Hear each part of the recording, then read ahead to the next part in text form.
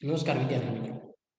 आज हम धोरण 9 में हिंदी में 11वां लेक्चर 11वां पाठ एक यात्रा यह भी गद्य आज हम देखें।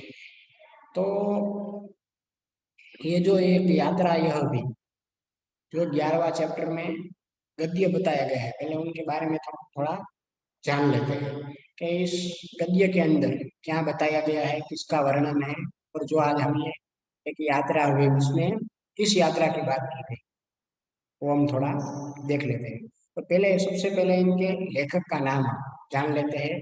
उन्होंने कौन कौन से काव्य, उपन्यास आदि क्षेत्रों में अपनी कहाँ कहाँ कलम चलाई है, देख लेते हैं। तो इनके लेखक का नाम है रामदरस मिश्र। रामदरस मिश्र, जिनका जन्म सन 1924 में हुआ था।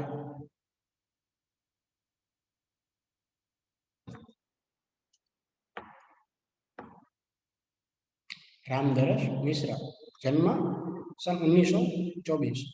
पहले इनके इनके बारे में पहला थोड़ा हम जान लेते हैं। रामदरस मिश्र जी हिंदी साहित्य के प्रथम कोटि के साहित्यकार हैं। अपने कहानियां, काव्य एवं उपन्यास आदि क्षेत्रों में अपनी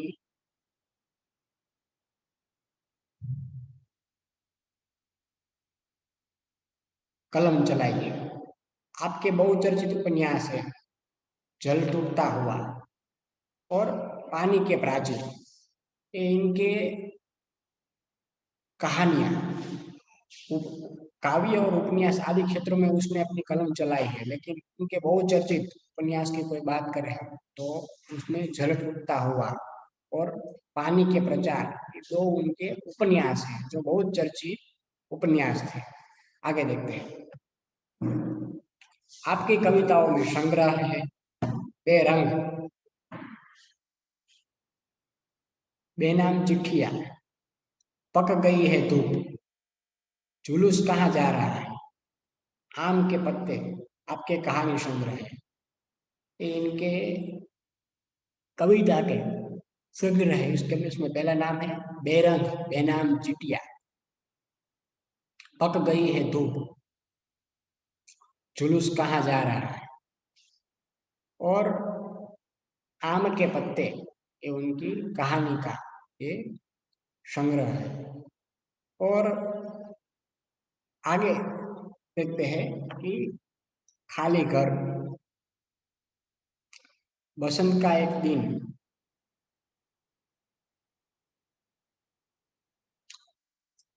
61 कहानियां तथा मेरी प्रिय कहानियां, आम के पत्ते काव्य संग्रह को व्यास सम्मान से सम्मानित किया है।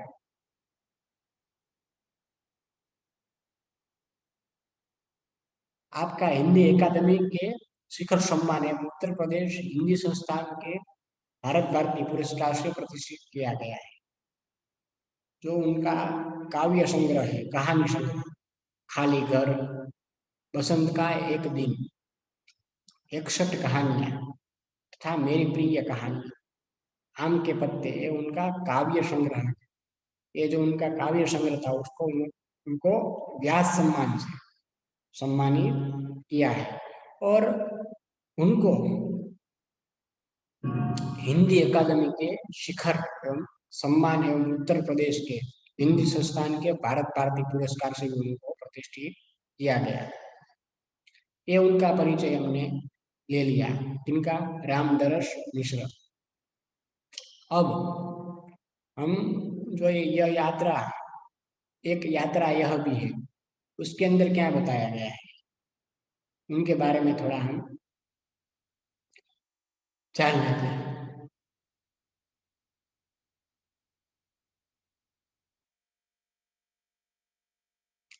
एक यात्रा यह भी कहानी में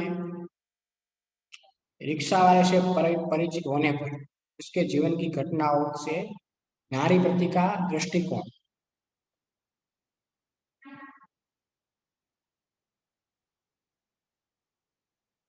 देखकर तथा जीवन में उतारे गए कर्तव्य बोध से प्रेरणा प्राप्त होती है।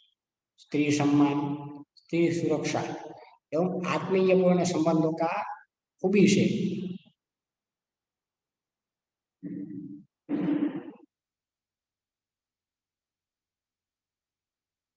प्रस्तुत किया गया है, जो अत्यंत प्रेरक है। कि ये जो उनकी बारे में पहले जान लेते हैं कि एक यात्रा यह एक कहानी में एक रिक्शा वाले की से परिचित होने पर उसकी जीवन की घटनाओं से नारी के प्रति जो उसका दृष्टिकोण देखा गया है, वो दृष्टिकोण को देखते हुए जीवन में उतारे गए कर्तव्य बोध से प्रेरणा प्राप्त होती है। और उसी से स्त्री सम्मान, स्त्री सुरक्षा एवं आत्मीय पूर्ण संबंधों को खूबी से यहाँ प्रस्तुत किया गया है, जो अत्यंत प्रेरक है। तो अब हम इस जो ये यात्रा यह भी है उसके बारे में हमने ये जान लिया। अब हम थोड़ा आगे बढ़ते हैं। ये जो एक यात्रा यह भी है, वो गद्य में हम आगे बढ़ते हैं। तो देखते हैं हम गद्य।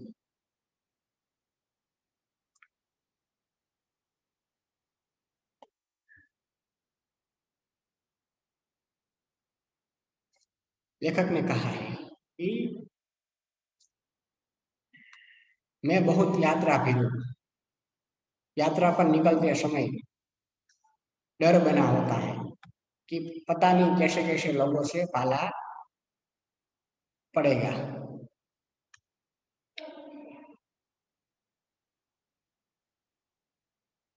लेखक ने कहा कि मैं यात्रा बंधु भीरू, भीरू की बात करें तो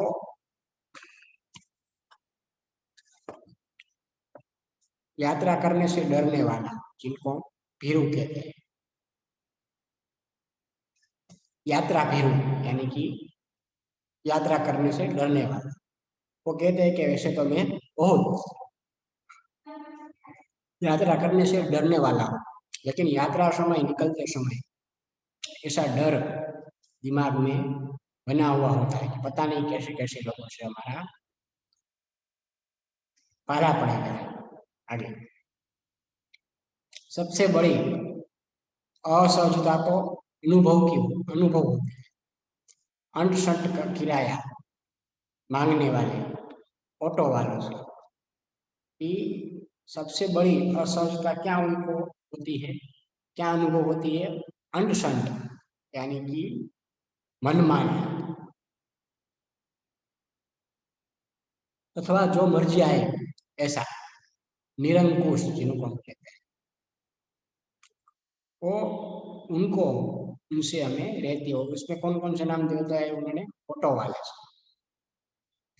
उनको सबसे बड़ी असहजता अनुभव होती है कि अनशन किराया मांगने वाले ऑटो वालों से, मर्जी चाहे ऐसा किराया मांगने वाले ऑटो वालों से उनको बड़ी असहजता रहती है। आगे देखते हैं। नए शहर में कैसे कैसे लोग मिलेंगे, यह भी चिंता बनी होती है कि हम जो यात्रा करने नए शहर में जा रहे हैं वहाँ कैसे कैसे लोग मिलेंगे। और यह भी चिंता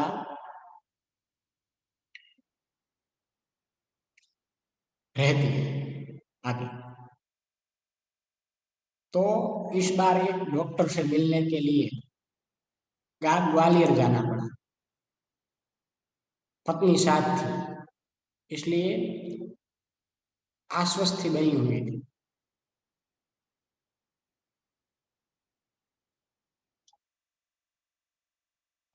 कि उन्होंने कहा कि एक बार मुझे एक डॉक्टर से मिलने के लिए ग्वालियर जाना पड़ा। और उनकी पत्नी भी उनके साथ थी, इसलिए वो आश्वस्ति बनी हुई थी। आश्वस्ति यानी कि तसल्ली, आश्वासन जिनको हम कहते हैं, वो बनी हुई थी। स्टेशन पर उतरते ही ऑटो वाले पीछे पड़ गए। हम चुपचाप आगे बढ़ते रहे। एक नवयुवक ऑटो वाला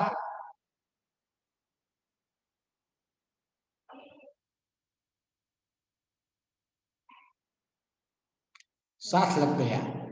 हम कुछ बोले बिना आगे बढ़ते रहे कि उसकी आवाज आई, बाबूजी आप आखिर कहीं जाएंगे कि और कोई ऑटो करेंगे ही? उन्होंने, तो फिर मेरा ऑटो क्यों नहीं? इसकी जीत और आवाज में कुछ ऐसा ऐसा आकर्षण महसूस हुआ कि मैंने स्वीकृति दे दी। वो कह रहे हैं कि मैं डॉक्टर से मिलने के लिए जब ग्वालियर हमें जाना पड़ा था, मेरी लेखक ने की पत्नी भी मेरे साथ थी, इसलिए मुझे आश्वस्ति बनी हुई थी, यानी कि तसल्ली आश्वासन बना हुआ था। तो जैसे ही वो स्टेशन पर उतरे कि ऑटो वाले उनके पीछे पड़ गए, कहाँ जाना है कहाँ जाना है सब पूछने के लिए। लेकिन वो लेखक कह रहे हैं कि मैं चुपचाप वहां से आगे बढ़ता। लेकिन ये नवयुवक ऑटो वाला साथ लग गया और उनके पीछे पीछे आने लगा। हम कुछ बोले बिना आगे बढ़ते रहे, लेकिन उनकी आवाज आई। वो जैसे ही आगे बढ़ते रहे, लेकिन वो जो ऑटो वाला था वो जो पीछे लग गया था, वो उनके लेखक कह रहे कि आवाज आई, बाबूजी आप आखिर कहाँ जाएंगे? उन्होंने कहा कि बाबूजी आप आखिर कहाँ जाएंगे? ही और कोई ऑटो करेंगे ही? उन्होंने कहा कि आप आगे जाएंगे और आगे से ऑटो तो करेंगे ही, तो फिर मेरा ऑटो क्यों नहीं? ऐसा उसने कहा कि उसकी जीत और आवाज आवाज के आगे लेखक ने कहा कि मैं आकर्षण महसूस हुआ और मैंने स्वीकृति दे दी। लेखक ने कहा कि मैंने उसको स्वीकृति दे दी, क्या मुझे यही जाना है ऐसा? तो फिर अब आगे देखते हैं। वह प्रेम भरी बातें करता रहा और हमें डॉक्टर के यहाँ पहुंचा दिया। उसके द्वारा बताए वांछित पैसे देकर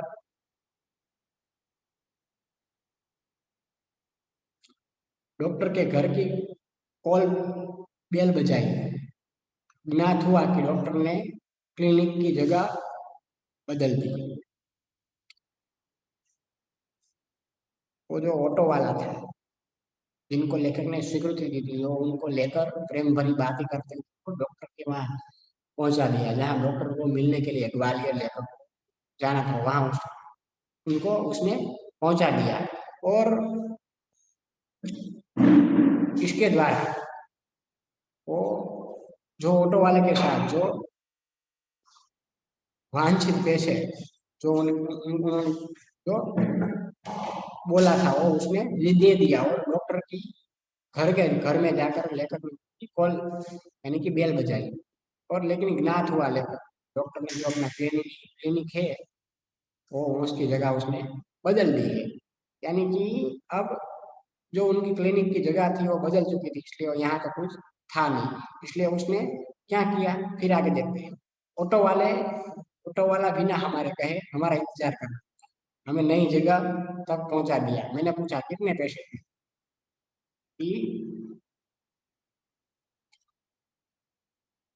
कि जैसे ही उस उन्होंने वो डॉक्टर की क्लिनिक की बेल बजाई, तब वहां बेल बजाने के बाद वो वहां कोई नहीं था, क्योंकि डॉक्टर ने क्लिनिक की जगह बदल दी थी। इसलिए तो ऑटो वाला जिनको वो यहाँ छोड़कर गया था वो फिर से जहाँ छोड़ा था वहीं वो इंतजार कर रहा। यानी कि वो ऑटो वाले ने उनको जहाँ फिर से जो ट्रेनिंग की जगह बदल दी गई तो वहां उनको पहुंचा दिया। और लेकर कहा कि मैंने पूछा गया कितने पैसे दे दूं, ऐसा उसने ऑटो वाले से पूछा। आगे देखते हैं।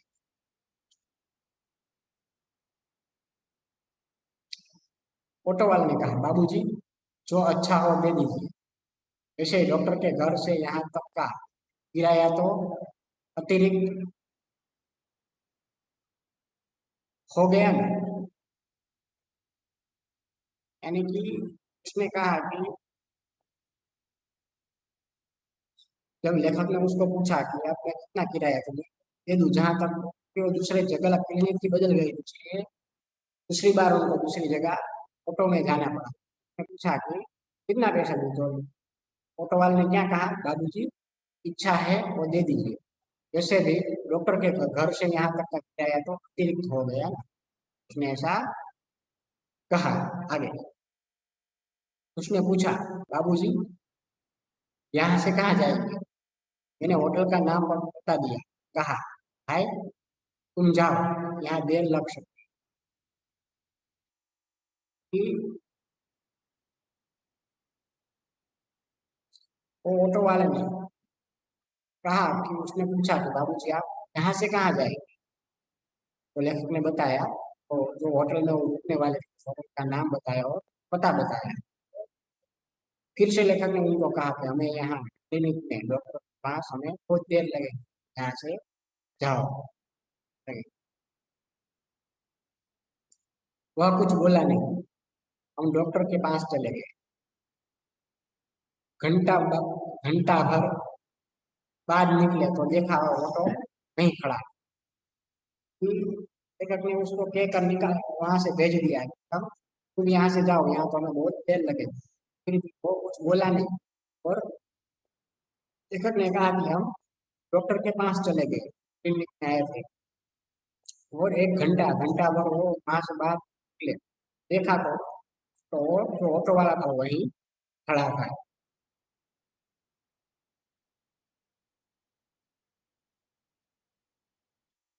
उसने पूछा, फिर कब कब जाओ, कब आओ? तो ऑटो वाले ने क्या कहा? वो वहीं खड़ा था और बाद में वो उसने कहा कि अब हमें महसूस होने लगा कि ये ऑटो वाला कुछ और है। तो हमारे भीतर घर करता गया।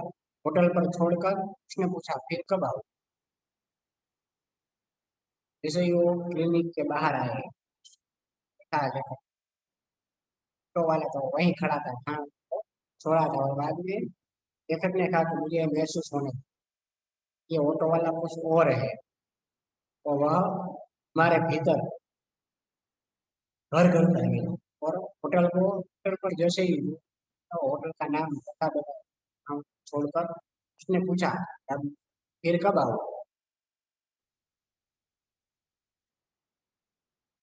आगे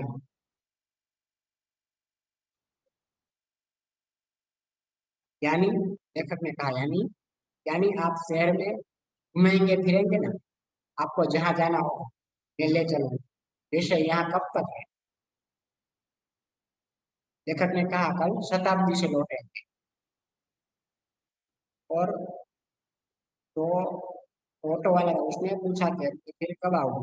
उसने यानी लेखक ने कहा कि आप ऑटो वाले ने कहा कि आप शहर में आए हैं, मैं शहर को घूमेंगे फिरेंगे ना? मैं आपको जहाँ जाना हो ले चलूंगा। जैसे यहाँ कब तक रुकने वाले हो? तो उसने ऑटो वाले ने पूछा तो कहा कि कल शताब्दी एक्सप्रेस से मैं वहाँ लौट जाऊंगा। तो फिर आगे देखो, तो आपको घुमाने के लिए कब आ जाऊँ? लेखक ने ऑटो वाले ने पूछा कि मैं आपको आप कल तो शताब्दी में निकल जाने वाले, कि मैं आपको यहाँ घुमाने के लिए शहर में घुमाने के लिए कब आ जाऊँ? इस बाद में लेखक ने क्या कहा, भाई आज तो आज तो थके हैं, आराम करेंगे, कल घूमेंगे। तो लेखक ने उनको कहा कि भाई आज तो मैं तो बहुत थका हुआ हूँ। मैंने दो चक्कर काटे थे। तो पहले जो क्लिनिक डॉक्टर का था वहां गए, वहां उसने क्लिनिक अपना पता बदल दिया। वहां फिर से गई चुकी है, तो बहुत थक गया हूँ, आज तो मैं आराम ही करेंगे, कल हम घूमेंगे।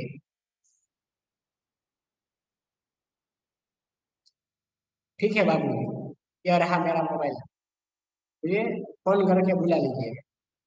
उसने जैसे ही लेखक ने उनको कहा कि भाई आज तो हम थके हुए हैं, आराम करेंगे, कल हम घूमेंगे। तो वाले ने क्या कहा, ठीक है बाबू, ये मेरा मोबाइल नंबर है, आप मुझे फोन कर बुला लीजिए। मैं अब जब कहो तब मैं आ जाऊँ।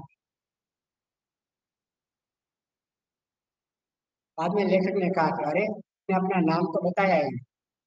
लेखक ने जैसे ही उनको ये अपना मोबाइल नंबर दिया और कहा कि जब आप मुझे फोन करो, फोन कर लीजिएगा, मैं आ जाऊंगा। लेखक ने उनका नाम पूछा कि आपका नाम तो आपने बताया ही नहीं, इसलिए उसने अपना नाम बताया, मोहन। उसने अपना नाम बताया, मोहन। मोहन अच्छा नाम है। हाँ, कि आपका नाम अच्छा नाम है मोहन। दूसरे दिन घूमने का कार्य शुरू हो। लेखक कह रहे हैं कि दूसरे दिन को ऑटो वाले ने उनको कहा था, "तो आपको घूमने जाना हो तो मुझे एक फोन कर दीजिएगा, मैं आ जाऊंगा।" तो लेखक ने कहा कि दूसरे दिन घूमने का कार्य शुरू हो गया और बहुत प्रेम से एक एक के बाद एक स्थान दिखाया गया, दिखाता गया। कहा जो ऑटो वाला था उसने अपना मोबाइल नंबर दिया और कहा कि आप तो फोन करके बुला लीजिए। बाद में दूसरे दिन लेखक ने फोन किया और वो आया साथ में। लेखक कह रहे कि घूमने का कार्य हमारा शुरू हो गया, बहुत प्रेम से हमको वो एक एक स्थान दिखाता गया। मुझे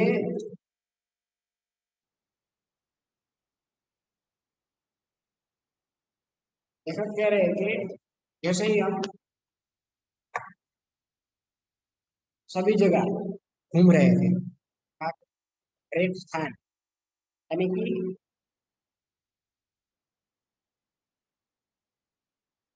जो स्थान को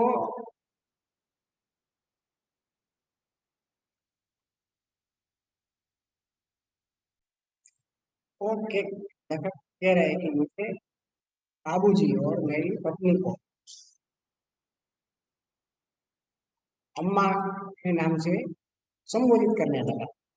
जो ऑटो वाला था वो एक एक स्थान लेखक को घुमा रहा था। लेखक कह रहे हैं कि वो मुझे बाबूजी और पत्नी को अम्मा के नाम से वो संबोधित करता रहा। घूम घुमा कर होटल पर लौटे तो चाय पीने के लिए।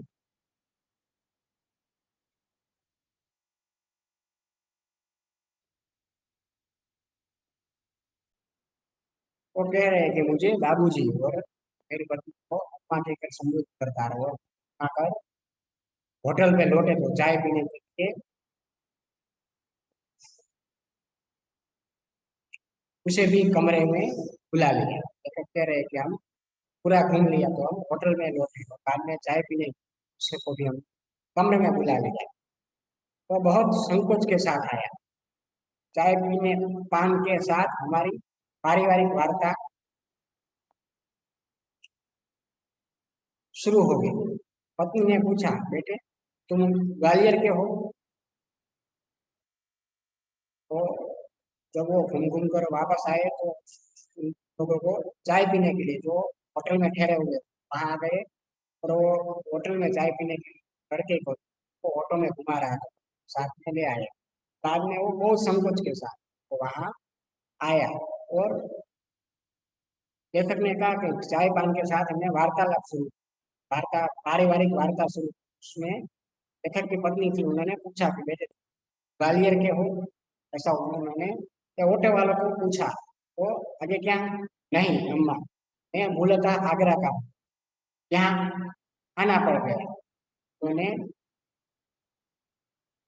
कहा कि वो लेखक की पत्नी थी, उन्होंने उनको पूछा क्या तुम ग्वालियर की ही हो? तो उन्होंने कहा कि नहीं अम्मा, तो कहता आगरा का रहने वाला, यहाँ मुझे आना पड़ा, आना पड़ गया। आगे हमें लगा कि वो कहते कहते घर आया है इसलिए चुप रहे, लेकिन जो स्वयं बोलने लगा।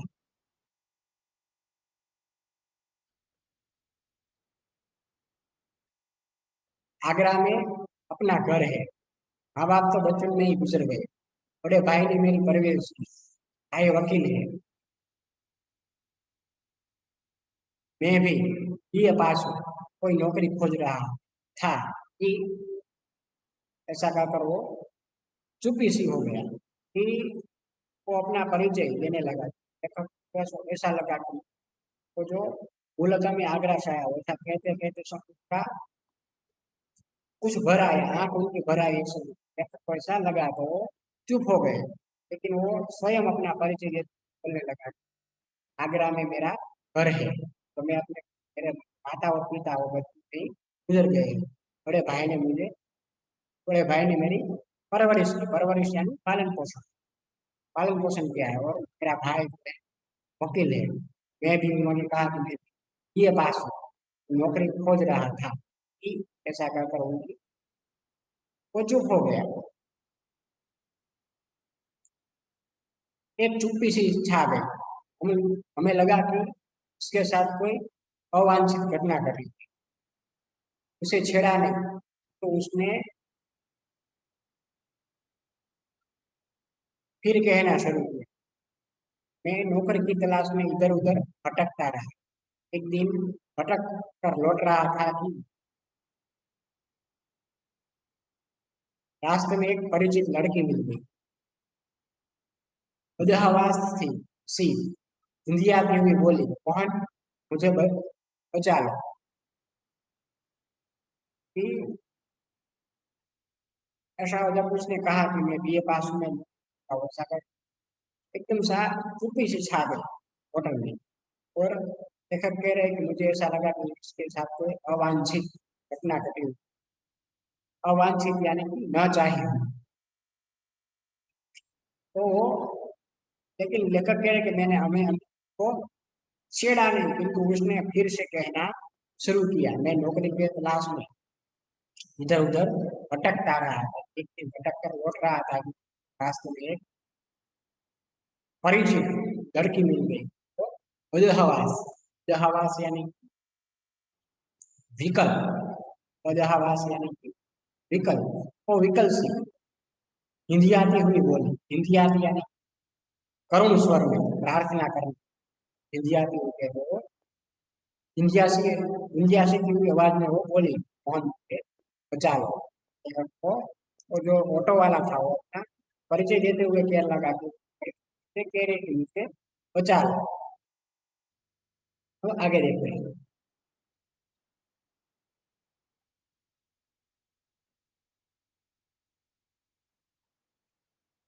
बाद में वो ऑटो वाला ने क्या कहा, क्यों क्या हुआ?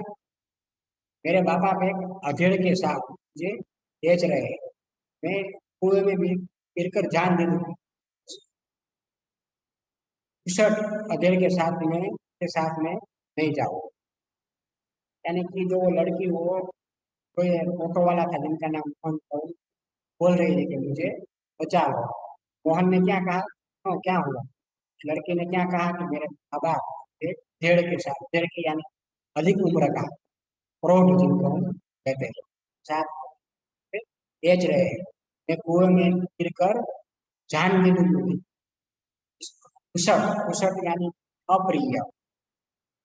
कुशल का अर्थ होता है अप्रिय, मैं मुझे उस अप्रिय अधेड़ के साथ नहीं जाऊंगी। सा उसने कहा उस लड़की। और इसके बाद जो मोहन है वो कैसे ऑटो चलाने लगा, आगे की कहानी क्या है वो हम अगले लेक्चर में देखेंगे। यहाँ तक का जो भी हमने यहाँ शब्दार्थ लिखा वो अपनी है, और यहाँ तक का पाठ वो अपनी पाठ्य पुस्तक में से 11वें चैप्टर में से पढ़ लेना है। और जो ये रामदास दरस मिश्र ये के जो लेखक है का परिचय भी संस्कृत को पढ़कर फिर लेना है, और शब्दार्थ को फिर देख लेना है। आगे ये कहानी हम अगले लेक्चर में देखेंगे। यहाँ तक इतना ही आज के लेक्चर में हम देख रहे हैं।